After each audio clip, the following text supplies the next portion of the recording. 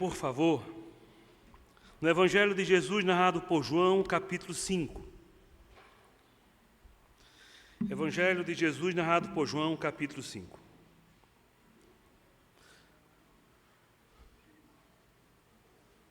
O propósito de João é para escrever aos seus leitores primários quem é Jesus Cristo. Ele não vai negar, logo no início, que ele crê em Deus e que Cristo é o próprio Deus, como Filho encarnado. Por isso que eu fiz questão de ler para vocês, logo no início do culto, o primeiro capítulo. Veja como ele é enfático, ele diz: e o Verbo se fez carne, e o Verbo está entre nós.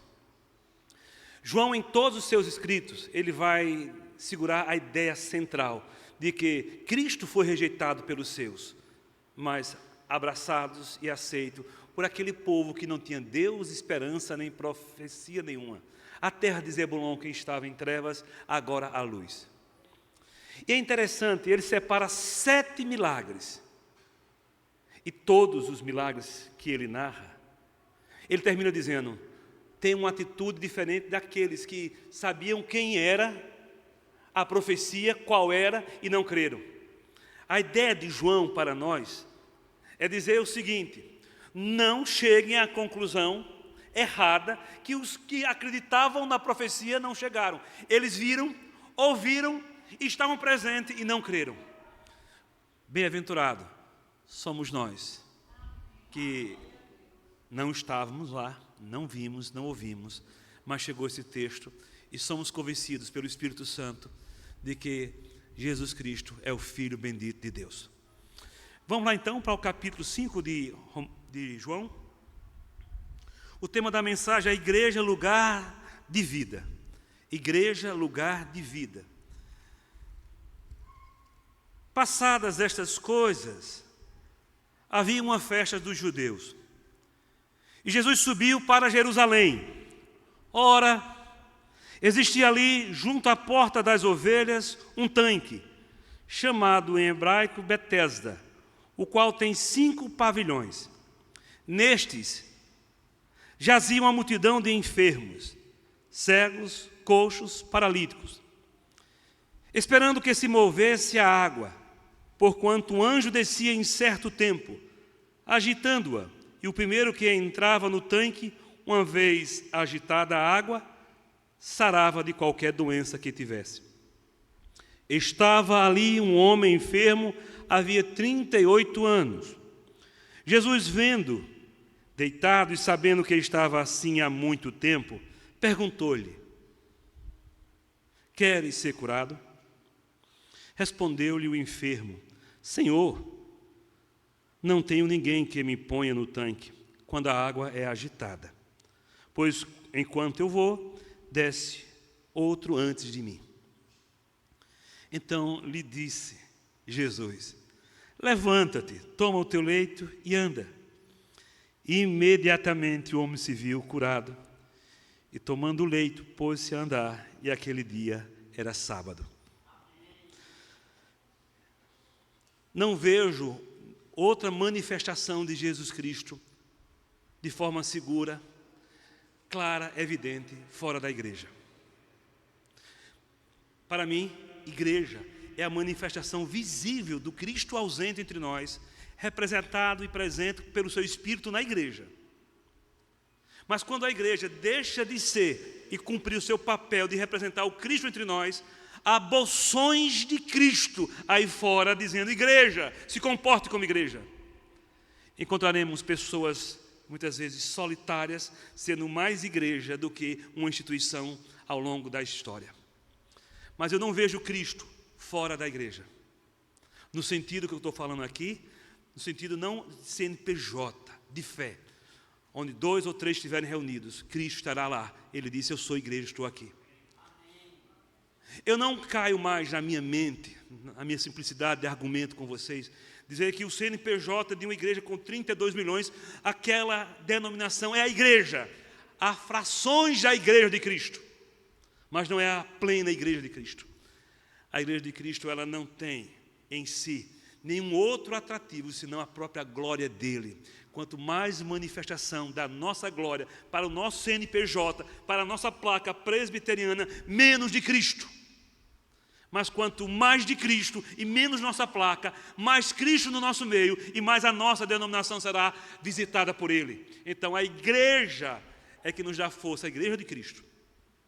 Observe que na construção do texto, João é muito categórico em dizer tal coisa. Assim entendo da importância da igreja como instituição, como organismo, mas essa instituição, ela só é forte por causa do Espírito Santo, é um organismo. Também não me engano, e na fala introdutória eu digo para vocês, muitas denominações já não existem mais e não existirão em um espaço de 10, 20, 30 anos. Muitas igrejas fortes, denominações fortes, por causa dos seus líderes carismáticos, da sua estrutura de liderança e de organização, daqui a 10, 20, 30 anos não existirão mais. Serão verdadeiros elefantes erguidos, ou templos erguidos, construções imensas, mas sem pessoas. Mas jamais, olho no olho, a igreja do Senhor Jesus faltará glória, poder no meio dela. Se tem uma instituição de Deus na terra que está se adaptando o tempo todo para manter essa terra ainda equilibrada, é a igreja por meio de Jesus Cristo. Nós, como denominações, podemos gastar milhões para manter o nosso status, mas não gastamos 10% desses milhões para ir atrás de uma alma perdida. Cristo jamais, à luz dos evangelhos que eu leio e vocês leem, iria fazer tal investimento. Ele ia mesmo sem ter recurso e dava tudo àqueles que nada tinham, e aqueles que nada tinham saíam cheios de esperança. Hoje temos programa para tudo, mas falta algo que devemos jamais deixar de buscar: a presença gloriosa do poder de Deus no nosso meio. Olho no olho, basta um milagre nesta igreja local, agora me refiro a Pirangi, um milagre para que esse templo fique lotado durante 10, 20 anos, durante todos os dias. Um milagre só. Porque um milagre segura milhares de pessoas. O que é que faz uma pessoa ficar 38 anos atrás de uma cura? Porque ali havia alguma coisa, havia um milagre. Um milagre segura milhões de pessoas, mas milhões de pessoas não segura ninguém se não for o poder de Deus no meio dessas pessoas. Senhor, a tua igreja precisa manifestar mais esse teu amor. E queira Deus usar essa igreja local para ser manifestação do amor dele. E quem sabe que esse lugar seja cheio da glória do Senhor e que milagre aconteça no nosso meio, não para a nossa própria glória, mas para a glória daquele, porque o espaço é bonito, o espaço é grande e tem muitos lugares. O que falta ainda mais é a glória do Senhor no nosso meio, em nome de Jesus. Vamos ter isso aqui. Amém. Eu vou expor o texto para vocês. Igreja, lugar de vida. Vamos lá, santo irmão, santa irmã. Passadas estas coisas, eu não posso dizer com essa expressão que está se referindo imediatamente ao texto anterior. João não é uma coleção, não é um escrito de algo que está cronologicamente acontecendo concomitantemente. No dia seguinte fez isso, não. Ele separa, ele pega textos, cola de forma mosaica e vai construindo a história. Então, é nesse sentido que eu não posso encarar passadas estas coisas como se estivesse se referindo imediatamente à cura do filho do aristocrata do rei. Não. Passadas essas coisas, havia uma festa dos judeus. Meus queridos, o texto não vai dizer que festa é essa, mas o texto nos dá uma dica. Dá uma olhadinha, por favor. E Jesus subiu para Jerusalém. Então não é uma festa física, fixa. Não é uma festa local. É uma festa que me leva até Jerusalém. É uma festa de romaria. Uma festa onde os salmos são chamados de romagem a ser encaixado aqui. Eu vou a Jerusalém. Então, possivelmente, a única festa aqui que se encaixa, e à luz do texto e da história, Irineu já chega a dizer que era a Páscoa. A única festa que me leva a Jerusalém era a Páscoa. Então, possivelmente, também eu não posso dizer qual Páscoa, a última ou a primeira do ministério de Jesus. Porque lá na frente tem uma outra Páscoa, a última Páscoa de Jesus. Porém, esse texto está dentro de um contexto de uma festa aonde tinha que ir a Jerusalém. E essa festa é a Páscoa. Então, não é nem a primeira, nem a segunda, nem a última do ministério de Jesus. Não tenham como cravar. O texto não diz tal coisa. Dá uma olhadinha, por favor. Ora, existia ali, junto das portas das ovelhas, um tanque chamado em hebraico Betesda, o qual tem 5 pavilhões. Ele está dando uma ideia aqui do texto, de um local onde está próximo do templo. Era um lugar onde se dava banho em ovelhas, lavava as ovelhas para o rebanho, desculpar o sacrifício. Se você quer espiritualizar isso aqui, eu digo assim, vai com calma. Pavilhões aqui eram as ovelhas que eram separadas para serem oferecidas como sacrifício, passavam por esses pavilhões para darem um banho. Você já viu como é um transporte de carga viva? Como os animais saem e como chegam no local? Se formos comprar a carga viva, como ela chega, sem passar pelo banho, Tiago, está lá embaixo o valor. Guardadas as devidas proporções. E aqui faço apenas um corte histórico de provocação. Os 6 milhões de negros que saíram da África para cá, quando vinham nos seus navios mercantes, nos seus navios, vinham acorrentados, mas quando chegavam no desembarque, davam um trato nele, ou neles, davam um banho, passava óleo, ficava brilhoso, porque era uma carga viva, guardadas as devidas proporções. A ideia é essa, de que quanto mais limpo, mais puro, quanto mais bem visto, mais vale aquele sacrifício. Nós somos bons em limpar a nossa sujeira, para tirar lucro da nossa sujeira. Mas só um que pode limpar a nossa sujeira plenamente é Jesus Cristo. Nele confie. Vamos para o texto. Pavilhões aqui é onde passava e dava banho às ovelhas. No Curtume, J. Mota, lá perto do quilômetro 6, tinha muito disso também. Limpar o couro, tudinho para ter mais preço, ser melhor e melhor aceito. Não tem nada de espiritualidade. João está descrevendo algo geográfico da cultura mercantil, comercial da época, religiosa.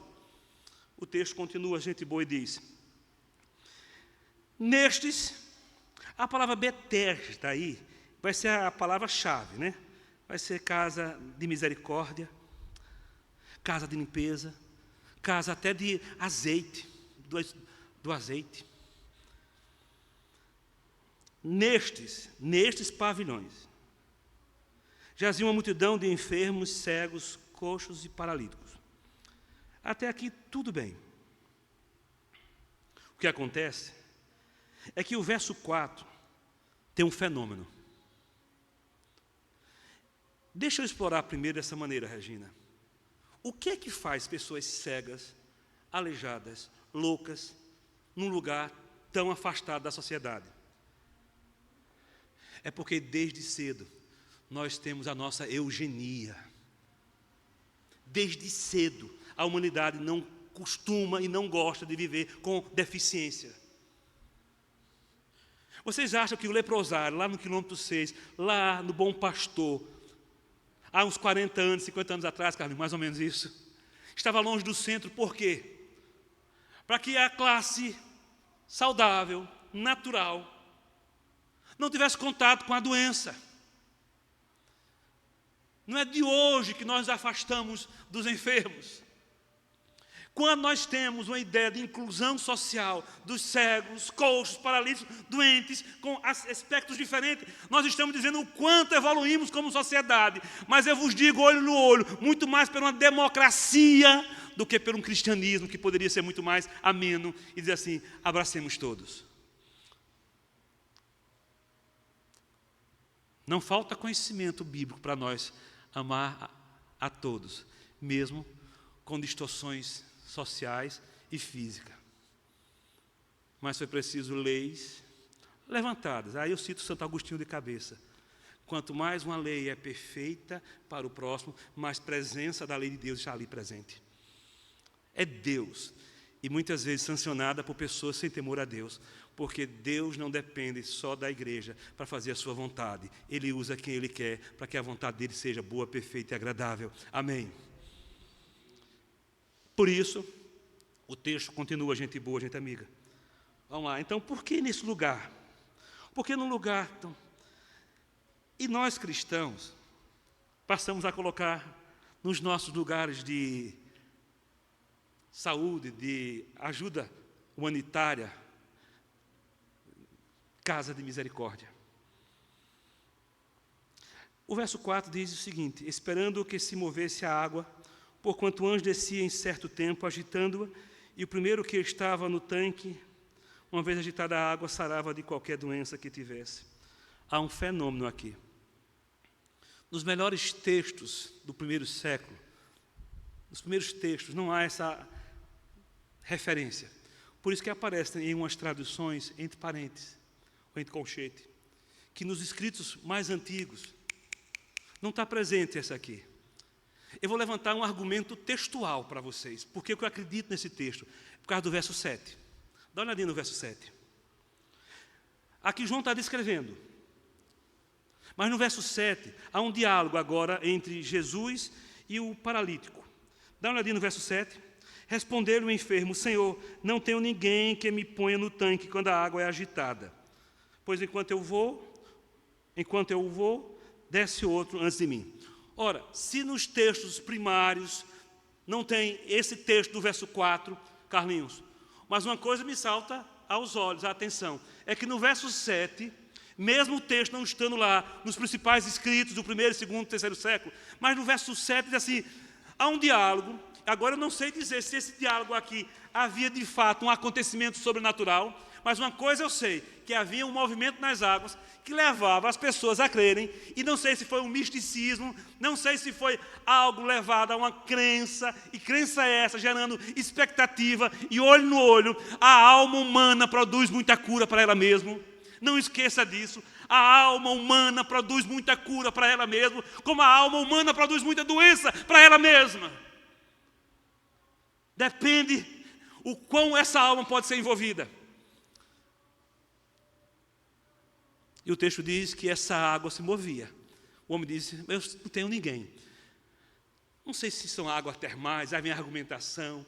E aí vocês podem trabalhar a ideia, mas vamos ficar no texto. Essa multidão estava ali, enferma, sim. É inegável. Havia um fenômeno que acontecia. Esse fenômeno pode ter sido real ou não, mas uma coisa é certa, olho no olho. Quando o fenômeno, quando a história passa a graçar no meio da sociedade, aquilo se torna um sítio religioso, um lugar sagrado, um lugar de referência. Pois bem, olha o que diz o texto, por favor.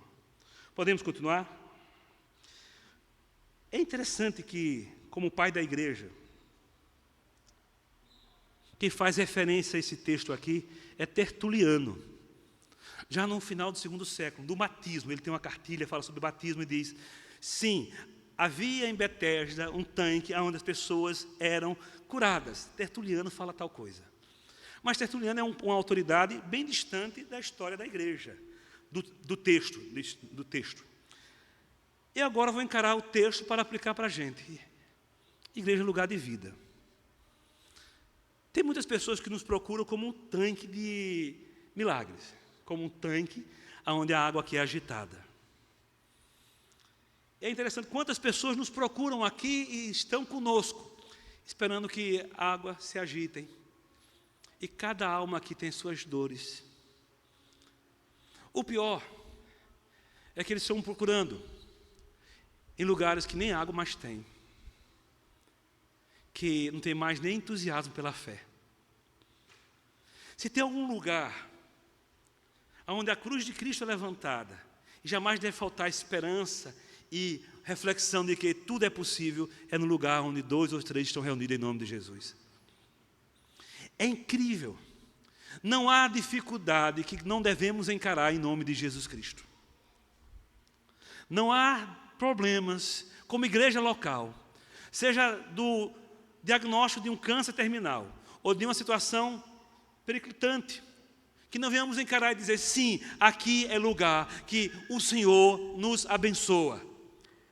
Nós não podemos tornar esse lugar apenas um lugar de troca de conhecimento, troca de informações. Aqui é um lugar de encontro de fé com aquele que pode todas as coisas. Aqui é um lugar que eu salto, meu querido, literalmente, aqui eu creio. Porque lá no meu gabinete eu tenho Bíblia, mas me falta muitas vezes o calor de alguém dizendo assim, é verdade. No meu carro estou dirigindo, coloco o som e vou rompendo em fé. Aí vem outra música, eu digo, mas falta alguém tocando em mim, diz assim, ei, queres ser curado?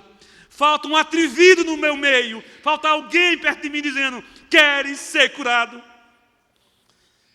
E nesse púlpito, jamais pode deixar de dizer para vocês, queres ser curado? Pois o Senhor está no nosso meio. É aqui, somos nós, pastores, que lembramos a vocês que aqui é lugar onde novidades acontecem numa alma velha e cheia de desânimo. É aqui que o olho do desesperado, do desencantado, que é o paralítico, diz, eu não tenho ninguém. Encontra com o olho vivo daquele que é a esperança, que é o Cristo, dizendo, mas eu estou aqui. Vamos lá, gente boa. Igreja é lugar de vida. Sabe por quê? Em primeiro lugar, onde Jesus mostra misericórdia. Dá uma olhadinha no texto, por favor. Vamos lá. Olha o que diz o verso 6, por favor. Lê comigo o verso 6. Jesus vendo deitado e sabendo que ele estava assim há muito tempo, perguntou-lhe, queres ser curado? Primeira coisa aqui, sabendo. Esse sabendo aqui, a ideia é, ou porque ele recebeu do Pai revelação, olho no olho, tudo que Jesus recebe do Pai é revelação. Tudo que Jesus recebe do Cristo é transmissão. Eu não sei se foi o Pai que revelou a ele, não sei se foi o Cristo, a natureza humana, que transmitiu a ele, ou não sei se alguém andando com ele ali disse, coitado ali, bichinho, há 38 anos tem essa vida. Também não é 38 anos ali, Tiago, tem 38 anos, mas não é ali não, eu não posso construir toda essa imagem. Eu não sei como ele ficou sabendo, se foi porque alguém disse a ele, se o Pai revelou, ou se a natureza divina o transmitiu. E cá para nós, já cheguei numa época de teologia na minha vida, que eu não quero saber como Cristo sabe, eu apenas quero que Ele saiba que eu existo e necessito dEle. Eu quero gastar menos tempo explicando nota de rodapé, e quero dar mais glória a Ele, porque Ele sabe as minhas aflições e cuida de mim. Amém. Eu quero gastar menos tempo explicando aquilo que não altera nada da minha vida, e quero dar mais tempo àquilo que pode mudar toda a minha existência. Ele sabe quem é Romeu, que mora no bairro Nazaré. Ele sabe quem é a minha pessoa, como é a minha estrutura. Ele sabe, e isso já está de bom tamanho. Eu não sou um desconhecido para Ele. Cito de cabeça o Salmo 30. Senhor, na minha prosperidade, disse, jamais sofrerei vexame nenhum. E o Senhor, de um momento só, apenas virou o rosto para mim. E eu fiquei logo conturbado. Senhor, nunca vire o teu rosto para mim, porque tu sabes que eu não aguento. A minha prosperidade, o que eu tenho, não é suficiente para encarar uma vida sem o teu cuidado. Senhor, olha para mim e nunca me despreza. Amém. Que o Senhor olhe para nós, sabendo quão carente nós somos. O texto continua, gente boa. Olha a misericórdia do Senhor. O texto diz, vendo deitado e sabendo que estava assim há muito tempo, perguntou-lhe, queres ser curado? Nessa pergunta aqui já há um apoio, não há? Olha que encantamento de estrutura de esperança. Queres ser curado? Ou ele é doido, ou ele de fato é capaz de fazer o que pergunta. Queres ser curado? Toda a pergunta do nosso Deus para nós, olho no olho, é cheia de esperança. Queres ser curado? Ele está encorajando, dizendo assim, eu não sei quem vai te carregar, eu não sei como vai fazer, mas eu quero que você entenda que há esperança na minha pergunta. Queres? Eu sou Deus que faço como quero, do jeito que eu quero. Amém. Nós temos problemas na nossa alma, viu? Se os nossos problemas só fossem os que o físico revela. Se os meus problemas fossem apenas a queda de cabelo e uma perna torta. É muito mais do que isso. O corpo revela pouquíssimo, mas revela já suficiente do que a minha alma precisa. E qualquer um de nós necessitamos urgentemente de Jesus Cristo. Por isso, a tua alma, a minha alma, precisa urgentemente de Jesus Cristo, em todos os sentidos e para todo o caminhar. A minha alma não o precisa mais como um Salvador, como o Senhor, mas como aquele que vai disciplinar e discipular a minha existência. Eu já tenho um encontro de Salvador, salvífico com Ele, Redentor com Ele. Eu não tenho crise de fé com o meu Senhor, mas não significa, porque Ele me salvou, eu tenho essa paz com Ele, mesmo que, como acabamos de cantar, e quando chegar o fim, o telos, o fim de tudo, eu tenho paz. Mas eu tenho filhos, eu tenho família, eu tenho empreendimento, eu tenho pagamentos, eu tenho um corpo que adoece, eu tenho taras, eu tenho loucuras que precisam ser mantidas nas mãos do Senhor. E se eu não tiver assim, eu posso causar escândalo. Por isso, Senhor, eu não apenas necessito ser curado, eu preciso ser acompanhado diariamente por Ti, porque há um lobo dentro de mim. Se ele for solto, vai fazer uma desgraça imensa. Segura esse lobo que há em mim. Segura, Senhor. Esse lobo nunca vai sair de mim nem de você. Mas há um Senhor que diz: queres ser curado e queres manter esse lobo no controle? Confia em mim de todo o teu coração. Olha o que diz o texto. Respondeu-lhe, o verso 6. Diz: queres ser curado? Lê comigo, por favor, o verso 7. Podemos ler? O verso 7. Respondeu-lhe o enfermo: Senhor, não tenho ninguém que me ponha no tanque quando a água é agitada, pois enquanto eu vou, desce outro antes de mim. É aqui que a igreja é lugar de vida. E foi aqui que eu tirei o tema do sermão para nós nessa noite. É aqui, é lugar de vida. Onde está aquele que crê para dizer àquele que está sofrendo que eu estou para te ajudar? Não tenho ninguém. Não tenho ninguém que possa estar comigo.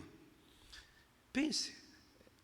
É uma pessoa que não vale nada, ou não tem ninguém porque eu sou ruim, sou péssimo de convivência social. O que nos leva a não ter ninguém perto da gente?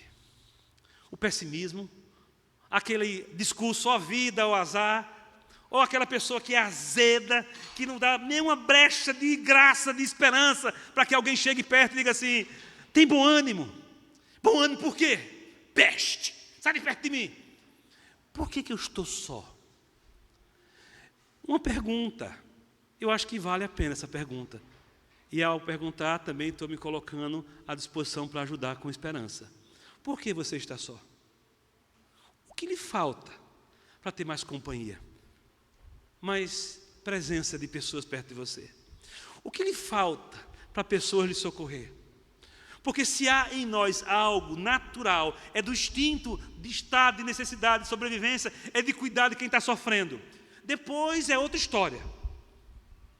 O que te falta? O que você tem provocado para estar só?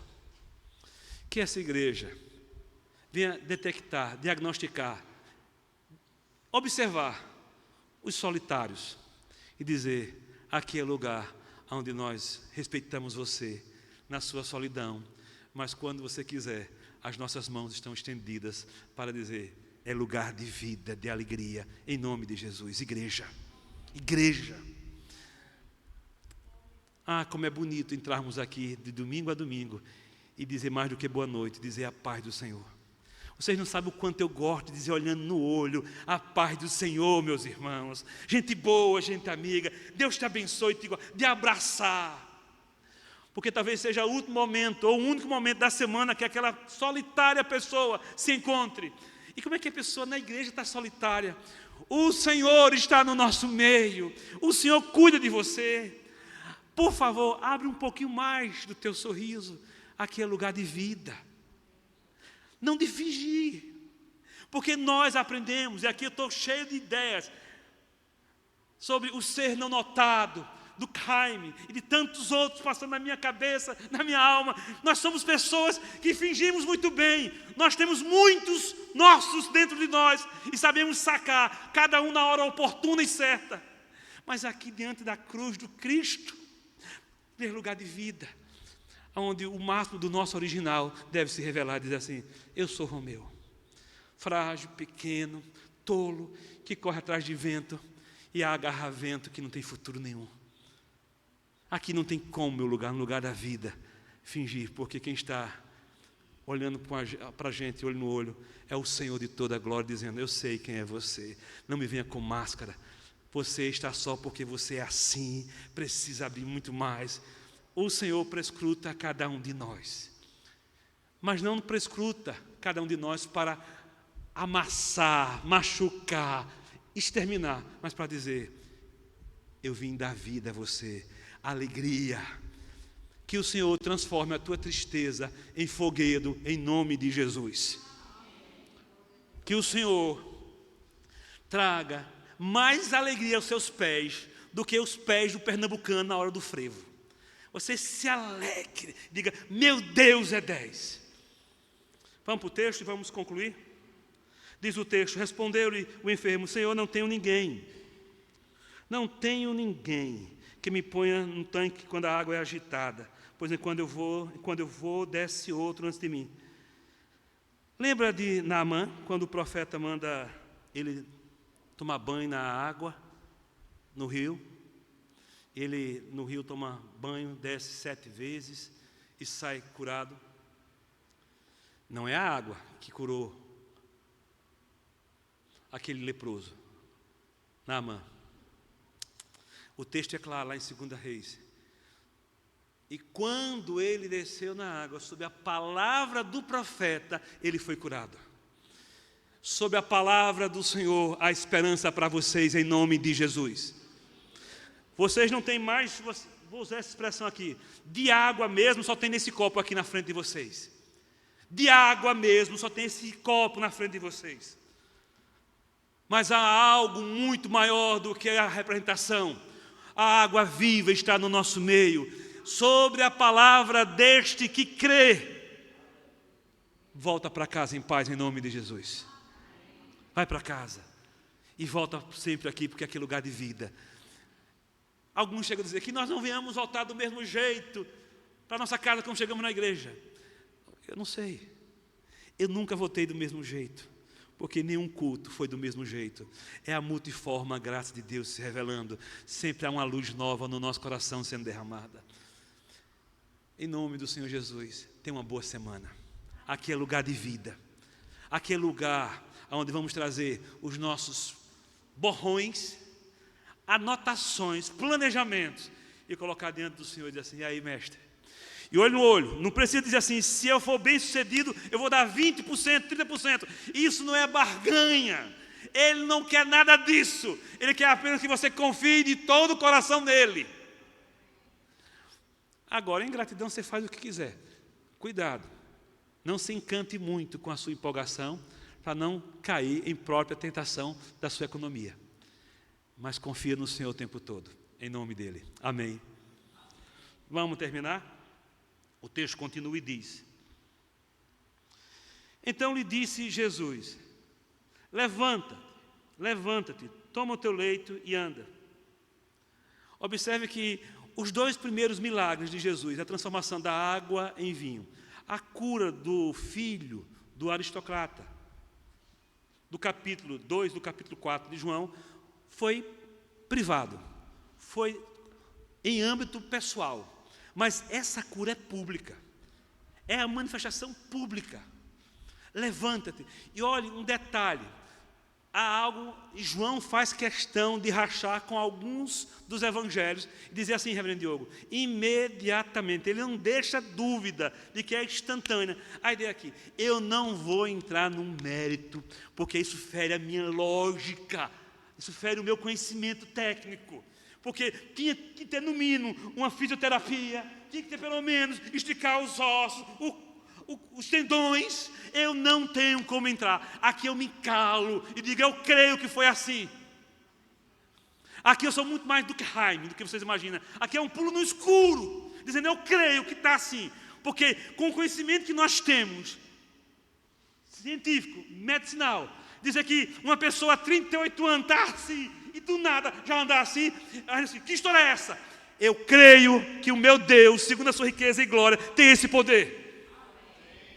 Agora, não pense que é fácil para mim, no meu conhecimento, chegar a essa conclusão. É porque quanto mais eu investigo essa palavra do Senhor, mais eu sei que Ele é poderoso e pode fazer. É o único que quebra a regra e não fere ao que está ao redor dele. Triste do poder que não tem exceção. Ele é o único poder que tem exceção. Tem toda a autoridade. E diz, veja, a minha autoridade sobre este, sem ferir a atmosfera ao redor. Meu querido, talvez nós presbiterianos, está gravado, está sendo gravado, e a turma que nos fiscaliza o tempo todo vai ver isso aí. Faz um corte e põe no Reels, no meu Reels, que eu vou gostar, se você fizer isso. Precisamos de mais milagre na igreja presbiteriana em nome de Jesus. Porque temos muitos doutores e mestres cheios de conhecimento, mas que não sabem mais nada do que é a bênção milagrosa de Deus no nosso meio. Nós sabemos dizer tudo da Bíblia, mas falta-nos na hora da crise a fé de quem já viu um milagre.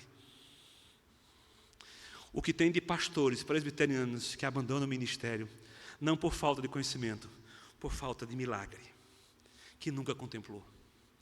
Que aqui seja um lugar de bênção e de milagre, em nome de Jesus. De conhecimento e de milagre. De milagre e de conhecimento, em nome de Jesus. Os mais cultos entenderão, mais rápidos. Os não tantos entenderão com a paciência do pastor. Mas os milagres não precisa da coaxividade da academia de ninguém, nem dos títulos. Porque vocês vão dizer, eu vi, eu estava lá. A bênção do Senhor na vida daquela família. Milagres têm acontecido na igreja presbiteriana do Pirangi. E há de continuar a acontecer. Porque o Senhor está no nosso meio. O Cristo toma assento conosco. Ele é adorado. Ele é exaltado. O texto continua, gente boa. E diz... Você pode ler comigo, por favor, o verso 9? Imediatamente o homem se viu curado. E tomando o leito, pôs-se a andar. E aquele dia era sábado. Ficar só aqui. Imediatamente o homem se viu curado. Olho no olho, ninguém disse a ele que ele foi curado. Essa expressão gramatical aqui é muito forte. Ele não precisou de um testemunho externo. Ele não precisou de uma palavra de automotivação dizendo, você não está vendo que já mudou as coisas, já começaram. Ele se viu, ele disse, sim, não tenho como eu negar, eu sou a prova viva da bênção de Deus. Eu não preciso de um outro dizendo o que Deus fez em mim. Eu vejo que eu estou curado. Se veja assim nessa noite, em nome de Jesus. Que o Senhor te abençoe. Que o Senhor vá na tua alma, vá no porão da tua alma e diga assim, se veja curado em nome do meu Filho Todo-Poderoso. Se veja. E mesmo que nós não vejamos você assim, mas a sua alma já está vendo. E você virá semana que vem, semanas assim. Ei, gente boa, gente amiga, a vida em mim, como nunca houve. Em Cristo, eu não preciso dos estímulos dos outros para ser curado. Ele é a expressão primária, primeva, base de tudo da minha cura. Deus muito lhe abençoe, em nome de Jesus. Eu estarei expondo mais 4 milagres do texto de João. Eu não vou entrar nessa questão religiosa, só em outra oportunidade, do fundamentalismo religioso, embora que é um tema que seria de muita relevância para os dias atuais, sobre o sábado no dia de hoje, principalmente para o neopuritanismo que está presente na Igreja Presbiteriana do Brasil, esse fundamentalismo político que tem crescido. Mas me atrevo, em outra oportunidade, falar sobre, e aquele dia era sábado. Ficarei só nos milagres, temos mais 4 milagres para enfrentar na carta de João, o Evangelho. Conclusão, meus irmãos. Eu coloquei aqui. Me permita, eu quero ler literalmente o que eu coloquei. No contexto contemporâneo do cristianismo, onde o pluralismo religioso e a descrença em alguns líderes religiosos são desafios significativos, a história registrada em João 5 nos lembra da importância de uma fé pessoal e íntima em Jesus Cristo como Filho de Deus. Nós não precisamos lacrar como Igreja Presbiteriana do Pirangi para ser conhecida. Nós precisamos confiar cada vez mais no Senhor. Menos lacração e mais fé para o autor e consumador da nossa vida. Menos nós, mais Ele no nosso meio. Nós nos tornamos bons professores, mas poucos praticantes. Com isso eu quero compartilhar com vocês. Ontem o padre lá da paróquia dos Mártires de Iruaçu passando no carro dizendo: venha a missa da cura, da libertação. Eu digo, peraí, eu já ouvi isso em algum lugar. Hoje às 18 horas, toda cura, toda manifestação, aqui, no Mártires de Iruaçu, venha que vai ter libertação. De manhã, tarde e noite. Eu digo, rapaz, como nós fizemos escolas, ou escola, prometendo, como se a graça de Deus pudesse ser agendada a hora da cura. Essa graça barata. Dietrich Bonhoeffer escreveu a Ética e disse assim: nós não podemos colocar na placa da igreja, hoje tem cura, culto de libertação. Mas eu posso dizer, se Dietrich Bonhoeffer tivesse vivo, Diego, eu dizia assim, eu ligava para a sua casa, assim, quem é? Eu dizia, Dietrich Bonhoeffer. Se Dietrich Bonhoeffer estivesse comigo hoje, assim, Dietrich Bonhoeffer, eu concordo contigo. Mas eu posso dizer todo culto que aqui há libertação, porque o Senhor está no nosso meio. Aqui há um tanque contínuo, onde a água é agitada, porque o Espírito Santo está no nosso meio. Nós não precisamos chamar para estarem aqui. Nós precisamos ir e agitar a água lá fora, com a nossa vida em Cristo Jesus. Vão e agite a água lá fora, em nome de Jesus. Agite aqueles que estão precisando de esperança com a água que há em vocês. E eles vão perguntar, quem és tu? E você vai dizer, eu sou um seguidor de Cristo, da igreja presbiteriana do Pirangi. Venha conhecer mais essa igreja, em nome do Senhor Jesus. Deus abençoe.